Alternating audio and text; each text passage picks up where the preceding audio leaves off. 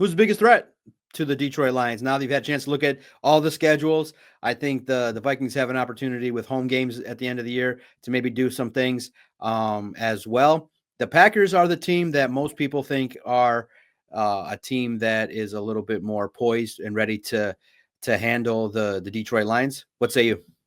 Right. So my prediction comes down to the quarterback situation in Minnesota because I think that Minnesota and Green Bay right now as challengers to the Lions are 1A and 1B.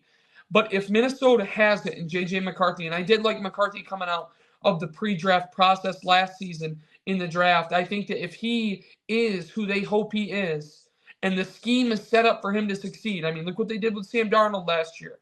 Like if JJ McCarthy figures it out and is that guy, it's going to be Minnesota because he has a ton of playmakers around him, and they essentially redid the trenches on both sides of the ball. They brought in Jonathan Allen, they brought in Ryan Kelly as the center from Indianapolis. Like there's guys on both sides of the ball now where they are essentially building their team to run the ball and stop the run. And when the Lions' trademark is their ability to run the ball, that is a little bit of a cause for concern. I still think Green Bay's got the weapons. I'm not as high on Jordan Love.